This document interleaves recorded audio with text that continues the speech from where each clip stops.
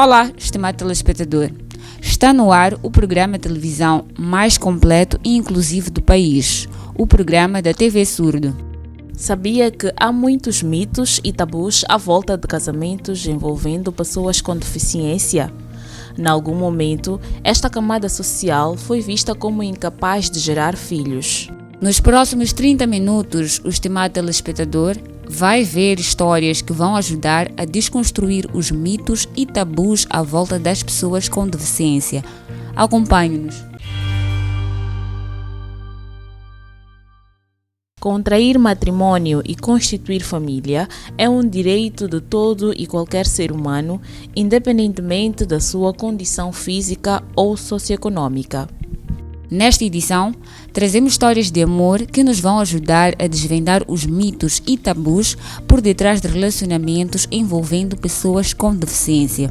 Comecemos por entender como um casal de pessoas sem deficiência encara o casamento e se estará qualquer um dos cônjuges preparado para casar com uma pessoa com deficiência. Veja revelações impressionantes.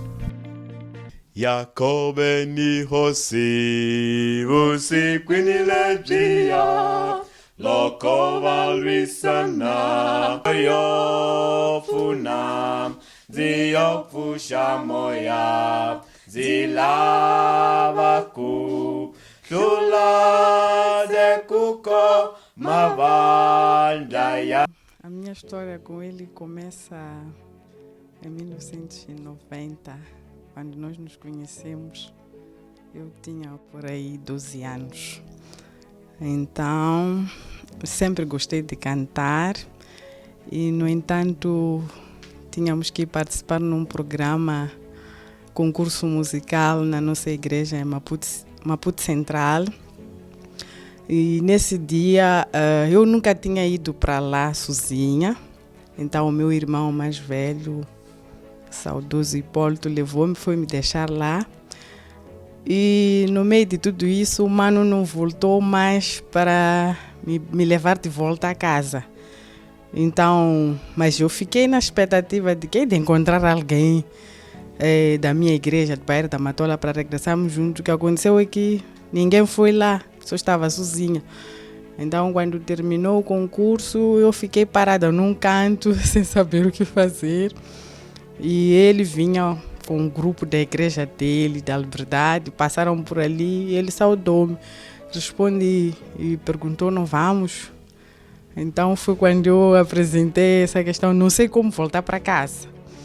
Então, sou do bairro da Matola, não nos conhecíamos, então ele se sou da Liberdade, vamos juntos. Então eu fui na boleia da comitiva dele.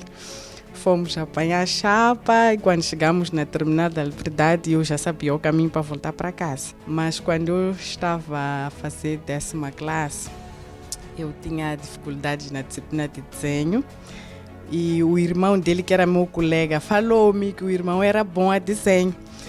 Então nós começamos a ir lá à casa deles, dos pais, não é?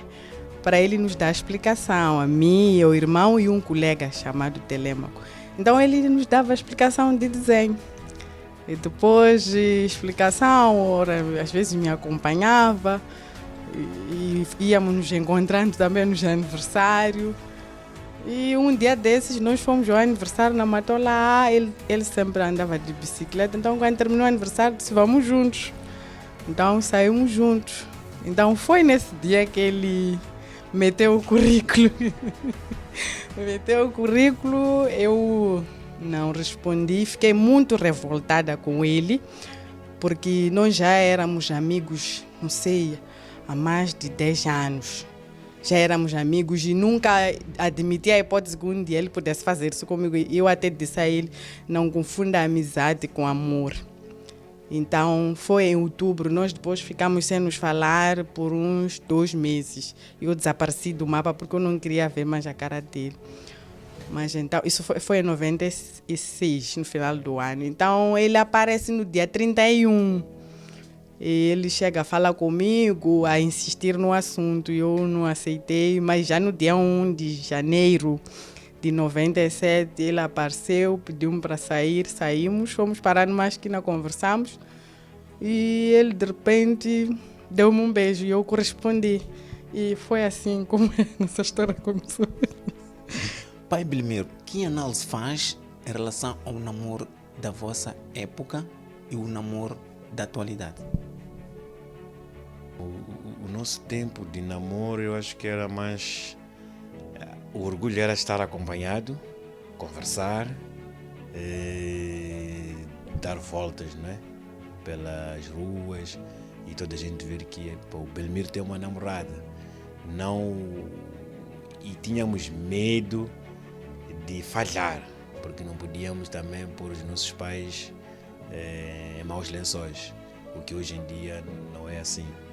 A juventude quer o último prato e não o primeiro. Então, por isso que mais cedo largam-se em relação a seguir as etapas. Agora nós tínhamos que primeiro criar amizade, conforme ela disse. Hoje em dia a pessoa não cria amizade, quer namorar, quer se relacionar sexualmente. Enquanto para nós é etapas. Primeiro criar uma amizade, que é o campo magnético, para conseguir dizer o que tem por dizer, e depois seguir o resto, que até hoje nós estamos aí a fazer. Se o tempo voltasse atrás, cada um de vós casaria com uma pessoa com deficiência?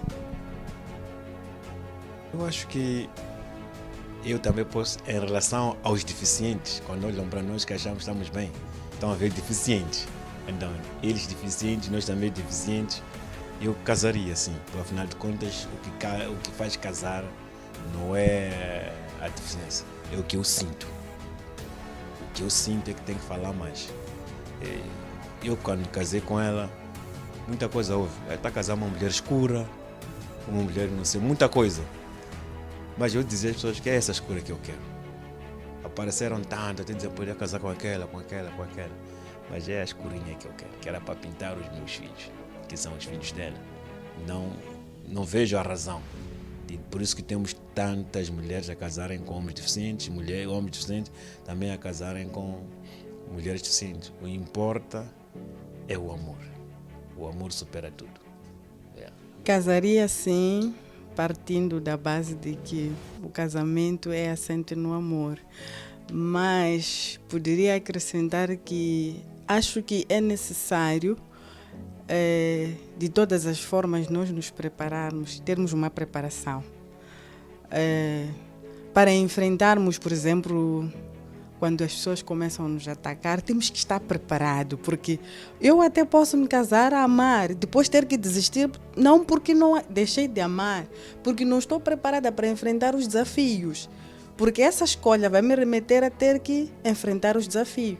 Então, quer dizer, eu me caso e procuro formas de investir em mim. Procuro perceber ao meu parceiro, nesta limitação que tem, o que eu posso fazer para facilitar com que eu compreenda que isso não é problema para o nosso relacionamento. Então eu tenho que investir, eu tenho que procurar ler, tenho que procurar, em algum momento até, por exemplo, nós que nos dizemos ditos normais, quando eu quero comprar presente, por exemplo, ao meu marido, eu posso conversar com um outro homem para ter uma ideia do que os homens gostam e vice-versa. Acredito também que nessa situação eu posso conversar com uma outra pessoa deficiente.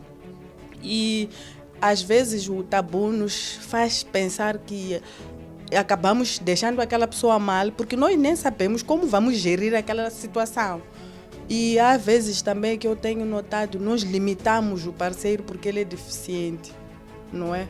Ao título de exemplo, aquilo que acontece quando estamos no chapa, entra um deficiente e nós nos preocupamos em levantar. Às vezes a pessoa pode ficar constrangida, então nós temos que compreender aquela pessoa. Será que é isso que ele é, assim como ele vê as coisas? Então, para eu saber de como ele vê as coisas, eu tenho que ir mais, tenho que buscar informação.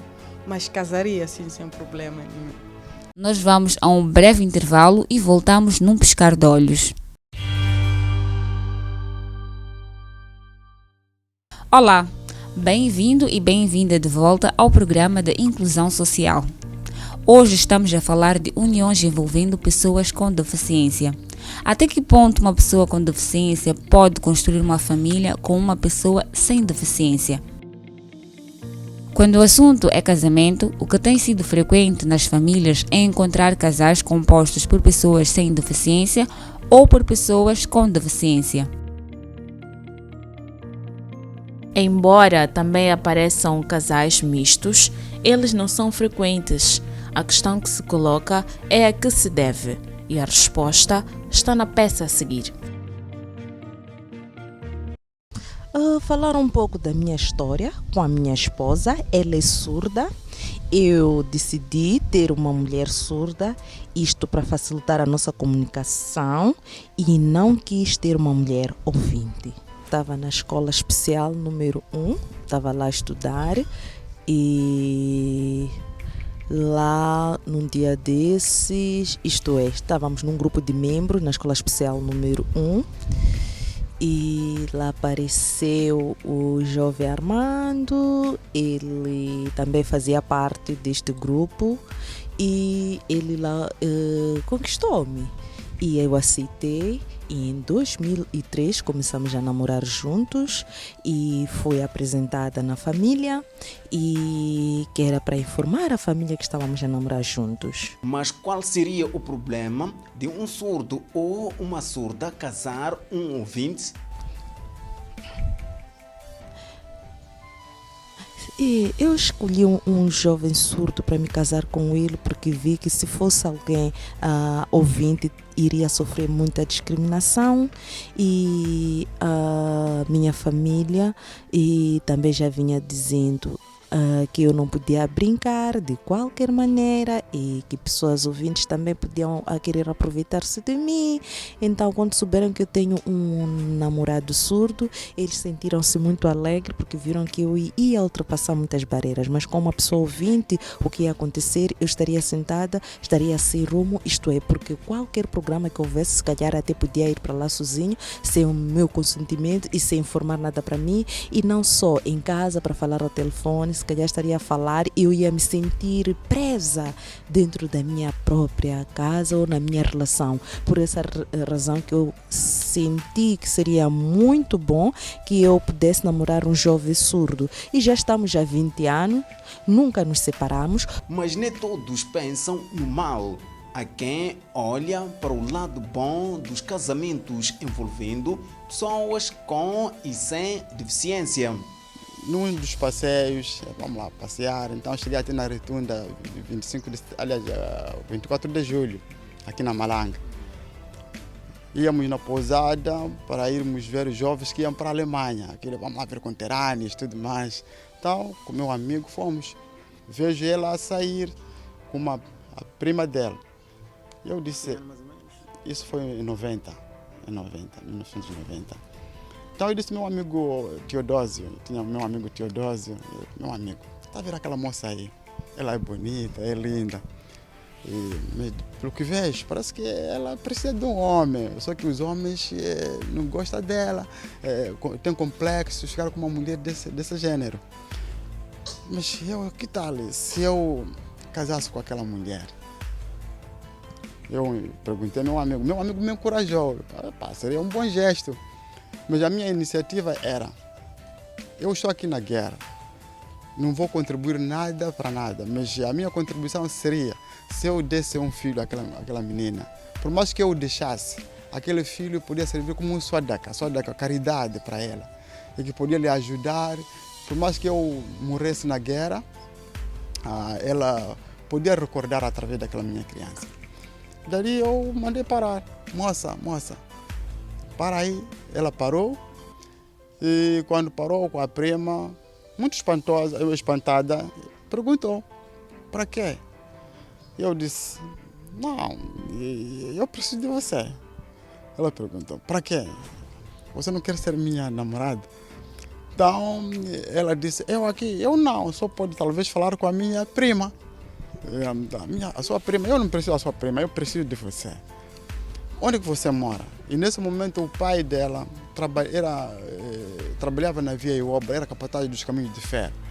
José Veneno conta que não foi fácil convencer a sua então pretendida e hoje o amor da sua vida, tudo por conta do preconceito à volta da deficiência. Outro dia eu tive a curiosidade de tentar procurar. Fiquei muito tempo no muro a tentar localizar. De repente ela apareceu. Conversamos. É quando ele disse que não, eu percebo, mas eu não posso casar, principalmente você que é militar, polícia, eu não queria casar porque estou com um pouco de... estou um pouco assim, porque meu irmão foi morto pela guerra. Então eu quando vejo militar, parece que está a me fazer recordar aquele episódio e tudo mais. Então ela disse, não, eu vou falar com meu pai. Vai falar com seu pai? Sim, vai falar com ele. Quando foi falar com os pais, passando 2 semanas, a resposta que me deu é de que o pai não queria que a filha fosse levada por alguém, com receio de ficarem um pouco, aliás, traumatizada, podia ser talvez aquele receio de alguém talvez lhe dar o filho e não tratar o filho, né? Marginalizar. Veneno lembra-se que teve primeiro de enfrentar o preconceito na família para depois mostrar à sociedade que não há limites para expressar o amor. Por parte dos companheiros, colegas mesmo, dizer você é deficiente, você vai casar uma mulher deficiente, até estranhavam. Mas eu ficava satisfeito porque sabia qual era a minha intenção. Não era para agradar o público, era para fazer uma caridade que pudesse ganhar eu, tanto aqui como no Ákhira, conforme a expressão. Aqui no mundo, assim como após a morte, pelo ensinamento nosso, que se você faz bem, ganha o bem. Então aquele era um gesto. Episódio houveram, mesmo quando eu passeasse, eu levava ela ao cinema. Quando nos reparasse essas pessoas.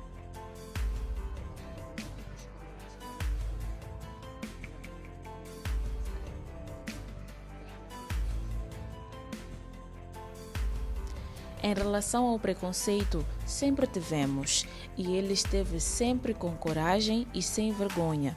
Fazia tudo por mim e nunca tivemos problemas na relação nem separação. Temos nossos filhos e a nossa filha teve que deixar de estudar para me cuidar. Se Deus não tivesse me dado este marido carinhoso e cuidadoso, nem sei o que seria de mim, porque desde criança sempre sofri. Mas ele tem paciência. Depois da deficiência, veio o acidente que partiu o pé e não conseguia parar. E muitas pessoas pensavam que por causa da situação que me encontro, podia me separar. Mas o homem está comigo até hoje, está a lutar e luta até hoje.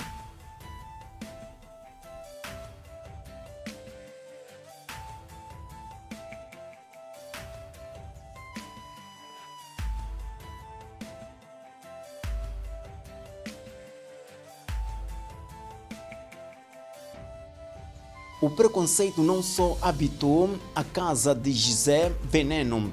A família de José Macoa também experimentou o sabor amargo deste mal. Havia um conceito na vida das pessoas de que uma pessoa com deficiência visual não era pessoa, não podia casar, não podia ter oportunidades nem de ir à escola, nem de saúde, nem de sonhar ter um lar.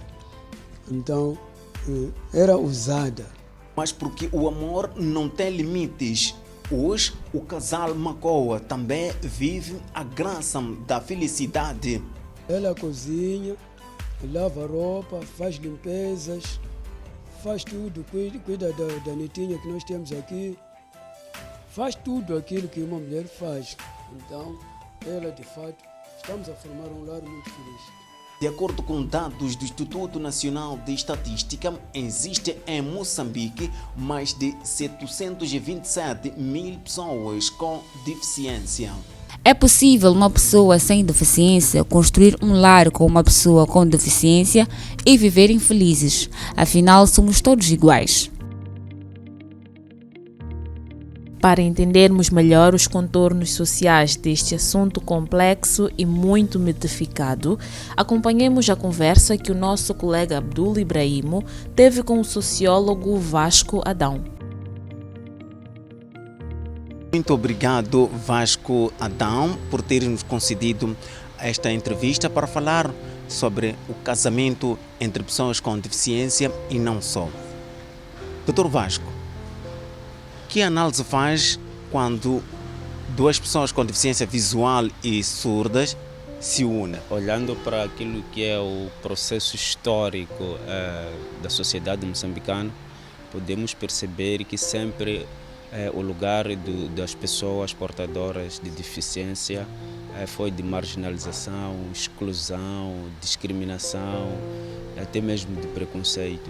Isto porque acha-se que as pessoas são incapazes de desenvolverem determinadas atividades, por essa razão são vistas como pessoas nulas, pessoas inválidas, pessoas que não contribuem em nada na sociedade. Então, fazendo uma análise, podemos perceber que essas pessoas acabam ficando desgastadas e preferem unir-se entre elas para poderem sair ou livrar-se daquilo que são os preconceitos instalados dentro da sociedade. Quando um dos cônjuges é com deficiência, a família de tal homem que não tenha deficiência, há uma certa discriminação de não aceitar aquela mulher com deficiência. Que análise faz desta situação? Vamos a verificar, existe na sociedade aquilo que são as expectativas individuais, expectativas familiares, expectativas sociais neste caso. E um determinado indivíduo ou ator social, quando se envolve com uma determinada mulher com deficiência, significa que ele pensou e avaliou os critérios necessários para se unir com aquela mulher. E o que está a acontecer é que a família também tem suas expectativas em relação à pessoa que deve se unir com o seu membro. A sociedade também idem. Então, a pessoa, neste caso, por mais que queira unir-se, porque existem discursos desmotivadores, existem preconceitos em relação ao seu parceiro ou sua parceira, acaba ficando desgastando e desistindo da parceira, mesmo querendo se unir com ela. E uma outra situação é a sociedade discriminar um casal que tenha uma mulher com deficiência. Por que isso tem acontecido a nível da sociedade, doutor? Olhando mais uma vez para aquilo que é a história de Moçambique, vamos perceber que sempre houve aquela tendência de se olhar para a mulher que vai para o lar como aquela que vem para trabalhar, mostrar o seu potencial físico, isto é, cartar água, ir à machamba, procurar lenha e tudo mais. Então, quando um determinado indivíduo vai se unir ou vai se casar ou traz para casa a mulher portadora de deficiência, olha-se para aquela mulher como uma despesa, olha-se para aquela mulher como pessoa incapaz que vem dar mais problemas ou mais trabalho à família. Muito obrigado, Dr. Vasco Adão, por ter nos concedido esta entrevista para falarmos sobre casamento de pessoas com deficiência. Esperamos tê-lo em outras ocasiões sobre assuntos de interesse da pessoa com deficiência. Aí está. A expectativa de terceiros é um dos fatores que condicionam o amor entre duas pessoas.